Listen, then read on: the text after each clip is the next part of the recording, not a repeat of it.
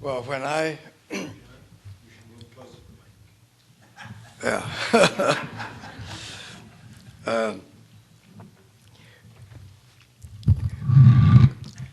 I first came across Leo during my postdoc in Chicago with the Coles Commission, but my relationship with Leo really started when I arrived at Minnesota way back 1955, I think it was.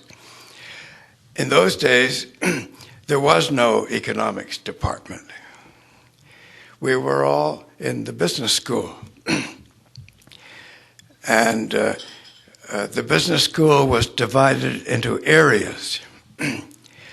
And the area in which I was supposed to belong to was called Economic Theory and Statistics. And I was supposed to be there for statistics. Leo was in that group, Oz Brownlee in that group, in that area. Walter Heller was in the finance area, and Lloyd Allman in the industrial relations area. And of course, we found it rather frustrating to work in this environment, especially since, well, for instance, one of the areas in the then business school was typing and shorthand. And when we were on committees to make hiring recommendations, the dean made sure we had representation from all these areas. So we had to have professors of typing and shorthand and marketing and so on all the committees to hire economists. And the situation was rather uncomfortable, and so there was turmoil as soon as I arrived in the department because of a feeling that economists really wanted to be together.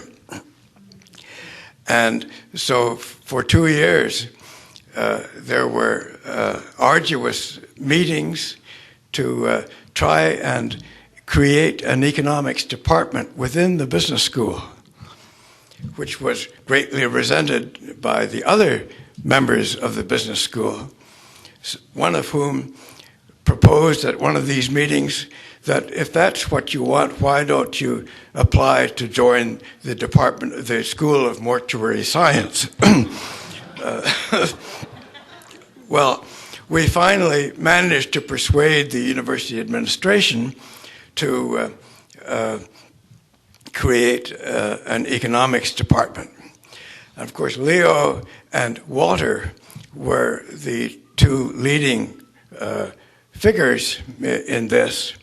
And the remarkable thing is that they were opposite in their economic research and in their economic points of view. And this was a trait that I saw many more times later in Leo. He respected quality, and so did Walter. And so the two trusted each other and joined forces and were successful in persuading the university administration, first to put pressure on the dean to create an economics department within the business school. Of course, this wasn't terribly successful because of the frictions with the other members of the business school. We were reluctant at that time to join the liberal arts college because they thought that economists shouldn't be paid any more than professors of Greek. But when a new dean of the liberal arts college was appointed and invited us to join them, we did that. So those were the first struggling years of the economics department. But the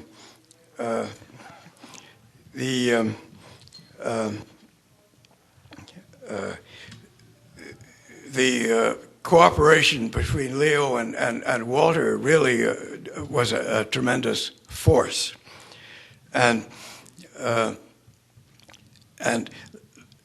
Leo was a tremendous, and still is, intellectual force.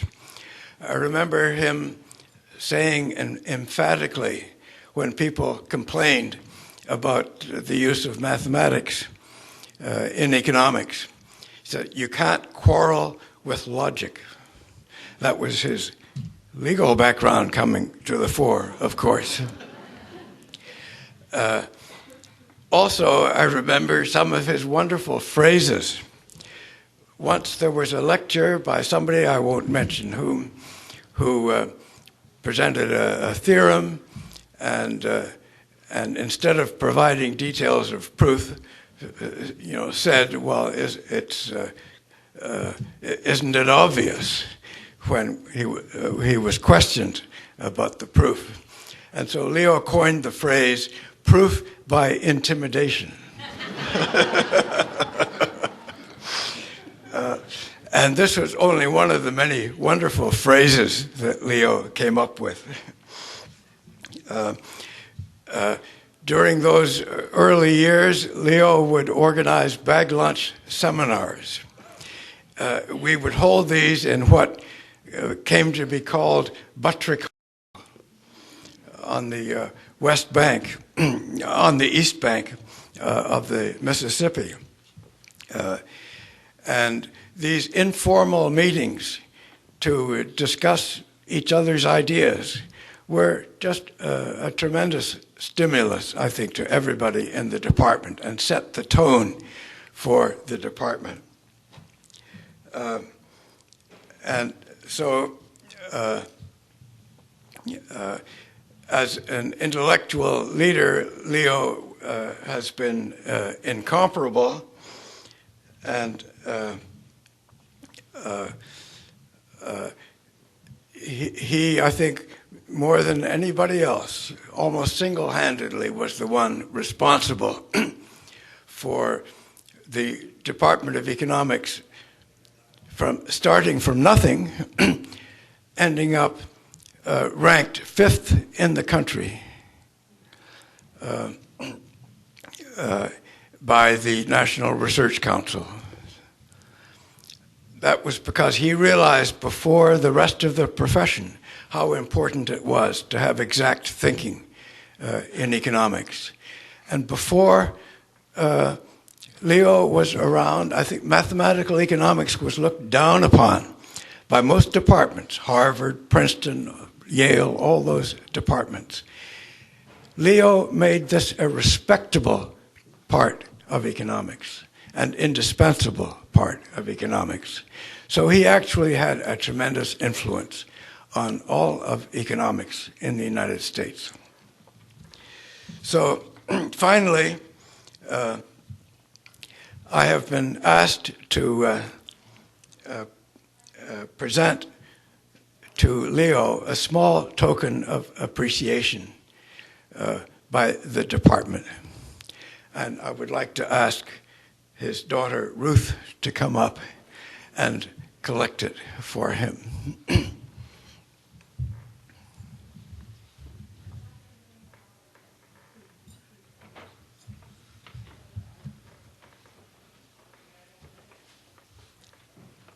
There were remarks made earlier about Leo's punctuality.